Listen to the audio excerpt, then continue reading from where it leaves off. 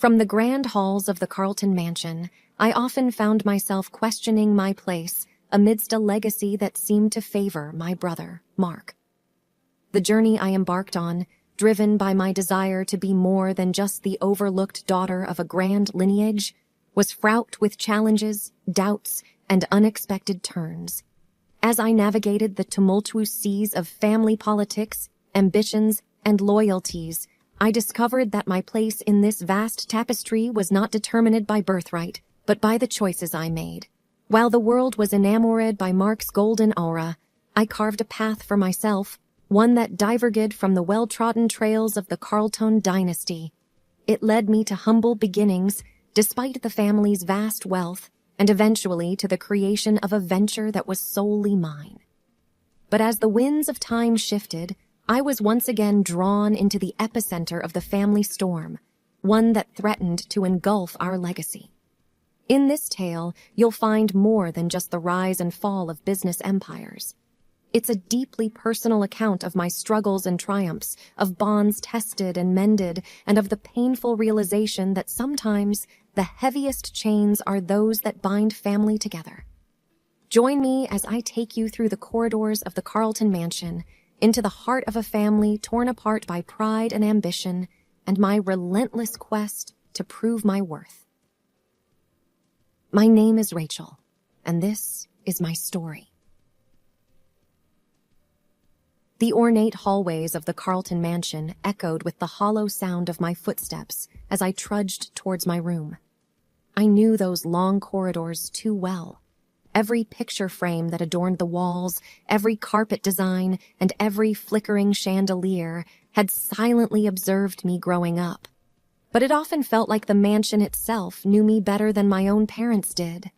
While the Carlton name was one to be reckoned with in high society, no one really knew about me, Rachel Carlton, the older sister, the overlooked daughter.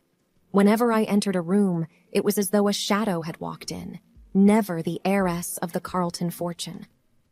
I have to make it on my own, I often said to myself, standing in front of the mirror in my room. There, staring back at me, was a young woman with fire in her eyes and determination in her posture. Not the fragile, overshadowed girl everyone assumed me to be. From the age of 16, I worked part-time jobs, despite having a trust fund large enough to buy several houses. I waited tables, babysat, and even took up a short stint at a bookstore. Every dime I earned went into a separate account, untouched by the Carlton name. It was my way of proving that I wasn't just the other Carlton child. I was my own person. On weekends, when I returned from my jobs, the house was always alive with the sounds of laughter and music, but it was never for me. My parents would throw lavish parties, but I was merely a part of the background. It was always about Mark, my younger brother. Mark, with his blonde hair and cherubic smile, was the apple of my parents' eyes. I remember when he was born, the mansion seemed to light up with joy.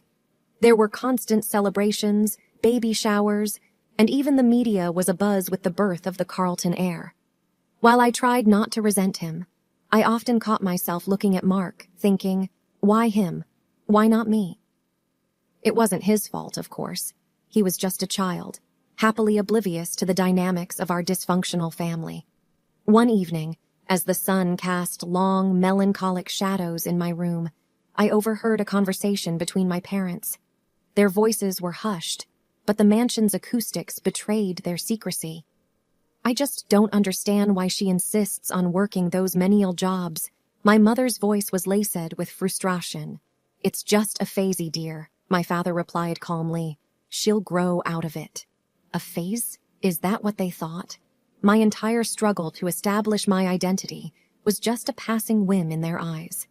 I had to show them, and the world, that I wasn't defined by the wealth and prestige of the Carlton name. I was Rachel, and I had a voice that deserved to be heard. Determined, I decided to take on a new challenge, something that would push me out of my comfort zone. A project that would define Rachel Carlton, not by her family's wealth, but by her own grit and talent. And while I was yet to figure out what that would be, I was resolute in my decision to make a mark. one that was separate from the golden boy of the Carlton family. But what could that be? The answer didn't come to me immediately. It was during one of my shifts at the bookstore when I stumbled upon an old, dusty book about community service and making a difference. The ideas and stories inside it ignited a spark in me. Maybe, just maybe, I had found my purpose. And as days turned into nights and the pages of the calendar flipped, I found myself immersed in a world far removed from the glitz and glamour of my family's lifestyle. But this new world, though challenging, gave me a sense of purpose and identity that the Carlton Mansion never could. As I laid the foundation for my project, little did I know that this journey would not only change my life, but would also challenge the very fabric of the Carlton legacy. And it was just the beginning. Years quickly slipped away as I engrossed myself in my newfound purpose. My project, which initially began as a simple community outreach program, quickly gained momentum and evolved into a full-fledged nonprofit organization. Hopeful Tomorrow focused on education and skill development for underprivileged children, and its success was a clear testament to the countless hours I had poured into it. With each passing day, I felt a pride that was born from hard work and dedication, not from a family legacy. My name began to appear in newspapers, not as Rachel Carlton, the overlooked Carlton daughter, but as Rachel, the founder of Hopeful Tomorrow. It was a distinction that meant the world to me. However, as my star was rising, dark clouds loomed over the Carlton empire. It was a crisp autumn evening when the news broke out. Mark, with his boyish charm and natural charisma, had been handed the reins of the family business. The announcement wasn't surprising. The society columns had been speculating about it for weeks. Yet, the rapid downfall that followed was nothing short of shocking. I remember the morning when I picked up the newspaper, the headlines screaming about the Carlton Empire's imminent bankruptcy. Poor decisions, unchecked investments, and allegations of embezzlement surrounded Mark's name. The golden boy of the family had, in a matter of months, squandered a legacy that took generations to build. My parents were devastated. The media was relentless, and their darling son was now the pariah of the business world.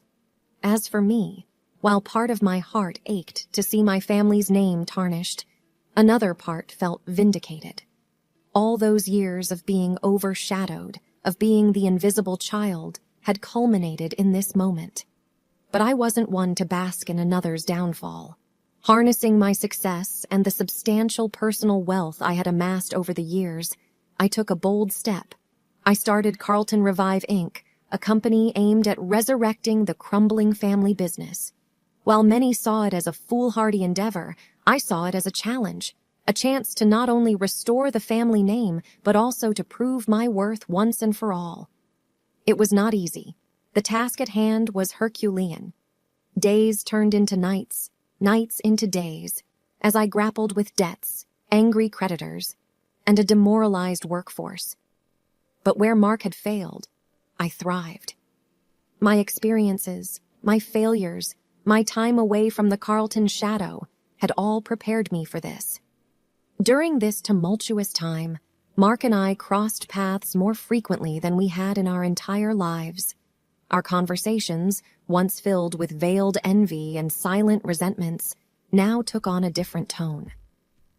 "I'm so sorry, Rachel," Mark said one evening, genuine remorse in his eyes.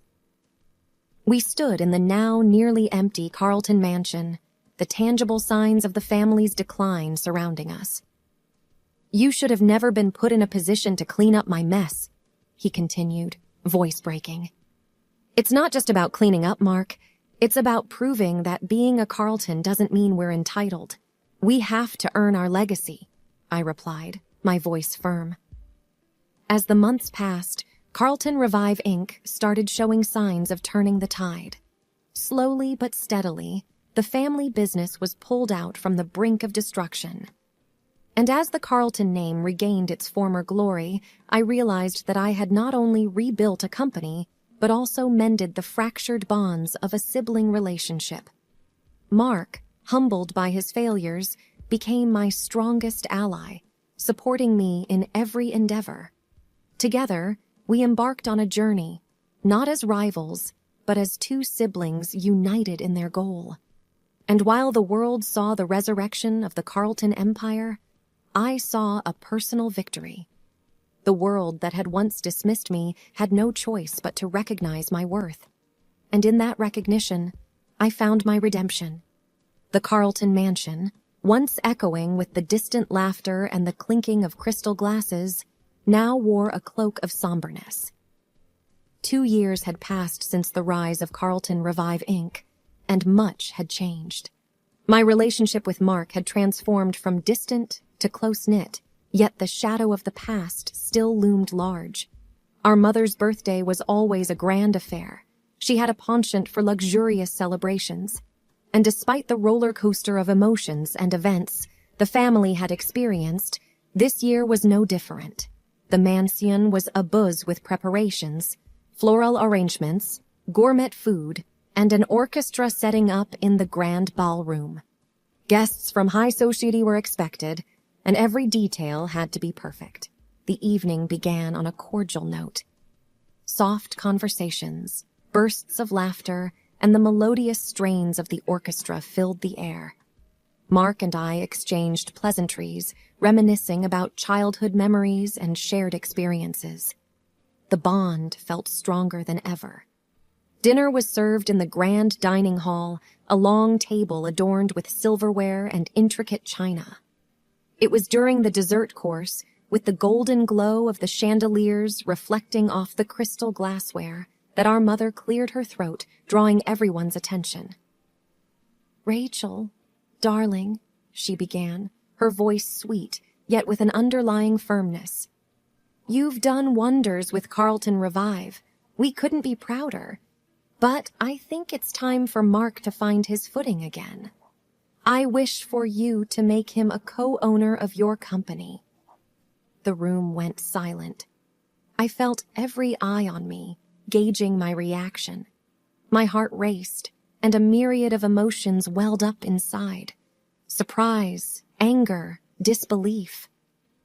"I've rebuilt the company from scratch, Mother," I began, trying to keep my voice calm and measured.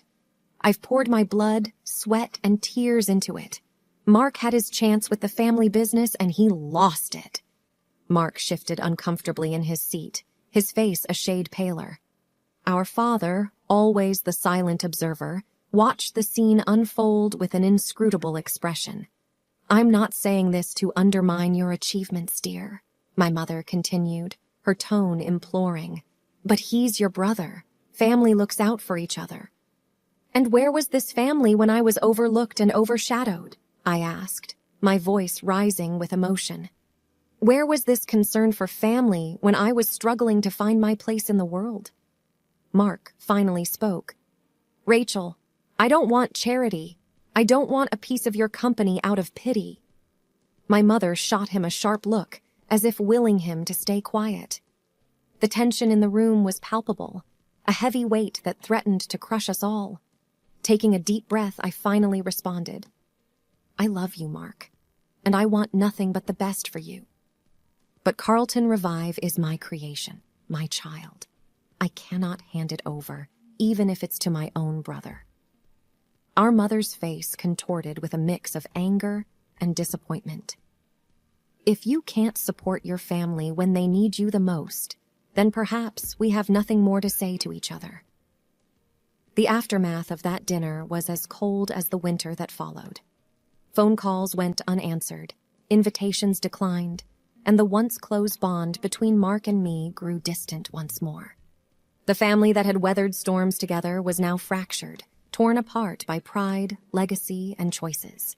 And as I walked the corridors of the mansion that had witnessed my highs and lows, I realized that sometimes the cost of standing up for what you believe in could be the very ties that bind you.